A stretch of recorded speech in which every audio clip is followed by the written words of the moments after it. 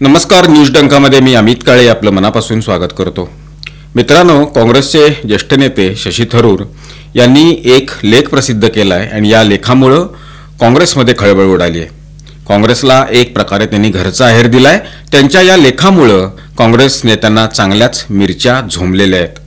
31 October रोजी project सिंडिकेटमध्ये प्रकाशित झालेल्या त्यांच्या लेखात Indian politics are a family business, भारतीय राजकारणातील वंशपरंपरागत राजकारण हे भारतीय लोकशाहीसाठी गंभीर धोका असल्याचं त्यांनी म्हटलंय.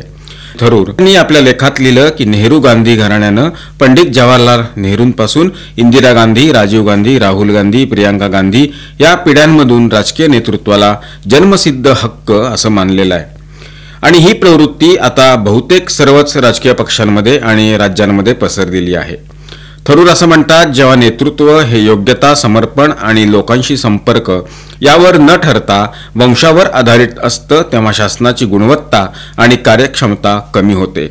थरूर यांनी उदाहरण म्हणून काही प्रमुख पक्षांचा उल्लेख केला. त्यामध्ये शिवसेना उद्धव ठाकरे, आदित्य ठाकरे, समाजवादी पक्ष मुलायम सिंह यादव, अखिलेश यादव, डीएमके एम.के. स्टॅलिन, अकाली दल प्रकाश सिंह बादल, सुखबीर बादल.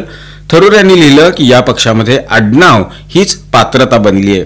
थरूर यांच्या या लेखामुळे काँग्रेस पक्षात अस्वस्थता निर्माण झाली.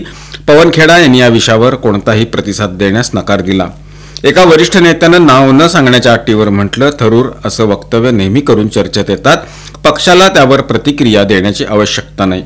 भाजपनं मात्र या लेखाचं स्वागत केलं. भाजपचे प्रवक्ते शहजाद पुनावाला यांनी थरूर यांना खतरे के खिलाडी म्हणत त्यांनी ट्विट केलेलं आहे. थरूर यांनी बरोबर म्हटलं की गांधी कुटुंबानं भारतीय राजकारणाला फॅमिली बिझनेस बनवलेला आहे. हा थेट हल्ला राहुल गांधी आणि तेजस्वी यादव यांच्यासारख्या नेपो किड्सवर आहे. भाजप नेते CR केसवान यांनी तर या लेखाला टूथ बॉम्ब असं म्हटलेलं आहे. यापूर्वीही शशी थरूर यांनी केरळच्या डाव्या सरकारचं कौतुक, तसंच 2016च्या सर्जिकल स्ट्राईकवरील त्यांच्या विधानामुळे काँग्रेसमध्ये अस्वस्थता निर्माण झालेली होती. तेव्हा जयराम रमेश यांनी स्पष्ट केलं होतं की थरूर यांची मतं ही पक्षाची अधिकृत भूमिका नाही. गेल्या 11 वर्षात पंतप्रधान नरेंद्र मोदी यांच्या नेतृत्वाखाली केंद्र सरकारच्या काळात नक्षलवाद आपला शेवटचा श्वास मोजतोय. रेड कॉरिडॉर म्हणून ओळखल्या जाणाऱ्या भागात डाव्या अतिरेकी कारवायांमध्ये लक्षणीय घट झालेली आहे. गृह मंत्रालयाच्या माहितीनुसार मे 2014 ते 30 सप्टेंबर 2025 या काळात सर्वाधिक नक्षलवाद्यांनी छत्तीसगडमध्ये आत्मसमर्पण केलं. त्याची संख्या 6153 इतकी आहे. सर्वाधिक ठार नक्षलवादी 1129 इतके याच राज्यात झालेले आहेत. 2016 मध्ये सर्वाधिक आत्मसमर्पण म्हणजेच 1440 नक्षलवाद्यांचं झालेलं आहे. तर 2025 30 सप्टेंबरपर्यंत सर्वाधिक 311 नक्षलवादी ठार झालेले आहेत. ही आकडेवारी गुप्त माहितीनुसार राबवण्यात आलेल्या यशस्वी मोहिमांचं दर्शन घडवते. गृहमंत्री अमित शहा यांनी जाहीर केलेलं आहे की ऑपरेशन कगार अंतर्गत मार्च 2026 पर्यंत देशातून नक्षलवादाचं पूर्णपणे निर्मूलन करण्यात येणार आहे. गृह मंत्रालयानं दिलेल्या माहितीनुसार 10 राज्यातील, त्यात पश्चिम बंगाल, केरळ, छत्तीसगड, झारखंड, आंध्र प्रदेश, बिहार, ओडिशा, तेलंगणा, मध्य प्रदेश आणि महाराष्ट्र या राज्यात मे 2014 ते 2025 पर्यंत 8751 नक्षलवाद्यांनी आत्मसमर्पण केलं. 1801 नक्षलवादी ठार झाले. 548 सुरक्षा जवानांनी बलिदान दिलं.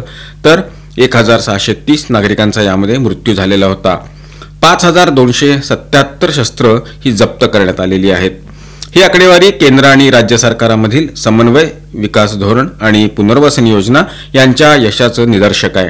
अलीकडे बिहारमधील सभेत गृहमंत्री शहा यांनी असं सांगितलं की देशात नक्षलवाद आता केवळ 3 जिल्ह्यांपुरता मर्यादित आहे. छत्तीसगड पारंपरिकरित्या नक्षलवादाचं मुख्य केंद्र राहिलेलं आहे. इथं आत्मसमर्पणासोबतच सर्वाधिक नक्षलवादी ठार झालेले आहेत. याचं श्रेय केंद्र सरकार, राज्य सरकारमधील समन्वय आणि दुर्गम भागात विकास पोहोचवण्याच्या प्रयत्नांना जातं. झारखंड आणि ओडिशात नक्षलवाद्यांची संख्या सतत कमी होतीये. तेलंगणा आणि आंध्र प्रदेश आता तुलनेनं शांत आहेत. पश्चिम बंगाल आणि केरळ इथं गेल्या काही वर्षात जवळपास कोणतीही नक्षल चळवळ दिसलेली नाहीये. गेल्या 11 वर्षात 8751 नक्षलवाद्यांनी आत्मसमर्पण केलं. ज्यांनी गंभीर गुन्हे केलेले नाहीत त्यांना सल्लामसलत, आर्थिक प्रोत्साहन आणि कायदेशीर सवलती देऊन मुख्य प्रवाहात आणलं जातंय.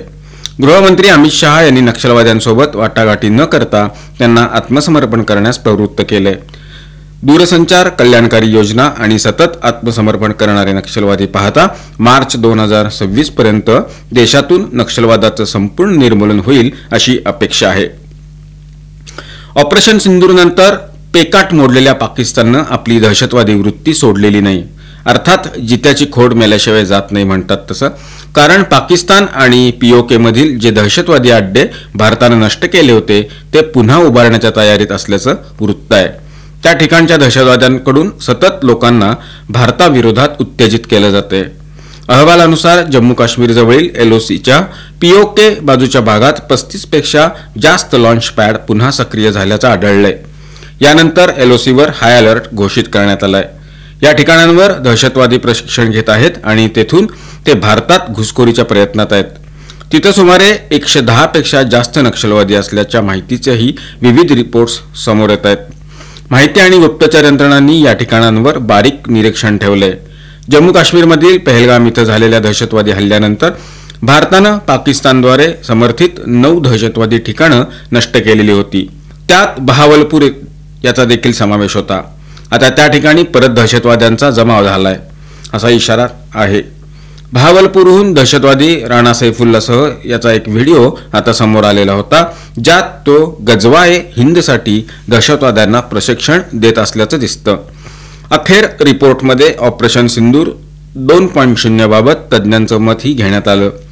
वॉर डिफेन्स तज्ज्ञ म्हणतात की ऑपरेशन सिंदूर 2.0 चं उद्दिष्ट आक्रमण करणं नाही तर आक्रमण रोखणं हा आहे. म्हणजेच पाकिस्तान किंवा शेजारच्या कोणत्याही देशाला भारताकडे वाकडी नजर करता येऊ नये याची तयारी करणं आहे. भारतानं ऑपरेशन सिंदूरमध्ये आपली ताकद दाखवली होती आणि आता पुढील प्रतिबंधात्मक तयारी सुद्धा जोरदार सुरू आहे. आसामचे प्रसिद्ध गायक जुबिन गर्ग यांच्या सिंगापूरमधील संशयास्पद मृत्यूवर मुख्यमंत्री हिमंता बिस्व शर्मा यांचं मोठं विधान समोर आले. त्यांनी स्पष्ट केलं की गर्ग यांची हत्या आहे, हा अपघात नाही. आसामचे सुप्रसिद्ध गायक आणि राज्याचं सांस्कृतिक प्रतीक असलेले जुबिन गर्ग यांच्या सिंगापूरमध्ये झालेल्या संशयास्पद मृत्यूच्या प्रकरणात मुख्यमंत्री शर्मा यांनी हे मोठं विधान केलं. त्यांनी म्हटलं की जुबिन गर्ग यांची हत्या करण्यात आलेली आहे, मात्र तपास अद्याप सुरू आहे. या प्रकरणात पोलिसांनी 7 जणांना अटक केली असून सिंगापूर पोलीस स्वतंत्र चौकशी करतायत. मुख्यमंत्री शर्मा म्हणाले, मी या घटनेला अपघात मानत नाही. जुबिन गर्ग यांच्या हत्येच्या प्रकरणात चार्जशीट 17 डिसेंबरपर्यंत दाखल होणार आहे, पण मी अधिकाऱ्यांना 8 डिसेंबरपर्यंत ती तयार करण्याचे निर्देश दिलेत. आम्ही पूर्ण तयारीत आहोत. तथापि मुख्यमंत्री शर्मा यांनी याबाबत कोणतेही ठोस पुरावे किंवा माहिती सादर केलेली नाही, ज्यावरून हे सिद्ध होईल की ही घटना अपघात नव्हती तर हत्या होती. त्यांनी या संदर्भात केंद्रीय गृहमंत्री अमित शहा यांचीही भेट घेतलेली आहे. त्यांनी सांगितलं की जेव्हा कोणतीही घटना परदेशात घडते तेव्हा तिच्या तपासासाठी गृह मंत्रालयाची परवानगी आवश्यक असते. ते असं म्हणतात की विशेष तपास पथकापुढील 3-4 दिवसात गृह मंत्रालयाला पत्र पाठवून आवश्यक परवानगी घेण्यात येईल. त्यानंतर आरोपपत्र दाखल केलं जाईल. पोलिसांनी या प्रकरणात जुबिन गर्ग यांचे नातेवाईक आणि आसाम पोलिसांचे DSP संदीपन गर्ग यांना अटक केली आहे. याशिवाय सिंगापूरमधील कार्यक्रमाचे आयोजक श्यामकुंद महंत, जुबिन यांचे व्यवस्थापक सिद्धार्थ शर्मा तसंच त्यांच्या बँडमधील सदस्य शेखर ज्योती आणि अमृत प्रभा महंत यांना देखील अटक करण्यात आली आहे. तसंच जुबिन यांचं PSO नंदेश्वर बोरा आणि प्रबीर वैश्य यांना बँक खात्यांमधील मोठ्या रकमेच्या व्यवहारांमुळे अटक करण्यात आली आहे. तपासादरम्यान समोर आलं की जुबिन गर्ग यांच्या खात्यातून काही दिवसातच सुमारे 1.1 कोटी रुपयांचे व्यवहार झालेले होते. आसाममधील रहिवासी जुबिन गर्ग यांचा मृत्यू 19 सप्टेंबर 2025 रोजी सिंगापूरमध्ये स्कुबा डायव्हिंग करताना झालेला होता. 20-21 सप्टेंबर रोजी होणाऱ्या कॉन्सर्टमध्ये सहभागी होण्यासाठी सिंगापूरला ते गेलेले होते, पण कार्यक्रमाच्या 1 दिवस आधीच ही घटना घडली. मित्रांनो, या व्हिडिओच्या माध्यमातून मांडण्यात आलेले विषय आपल्याला कसे वाटले याबद्दलची आपली मतं, आपल्या प्रतिक्रिया कमेंट बॉक्समध्ये लिहून अवश्य कळवा. व्हिडिओ जास्तीत जास्त लोकांच्यापर्यंत शेअर करा, आपल्या मित्रपरिवारात पाठवा आणि आमचं चॅनल आठवणीनं सबस्क्राईब करायला विसरू नका. धन्यवाद आणि नमस्कार.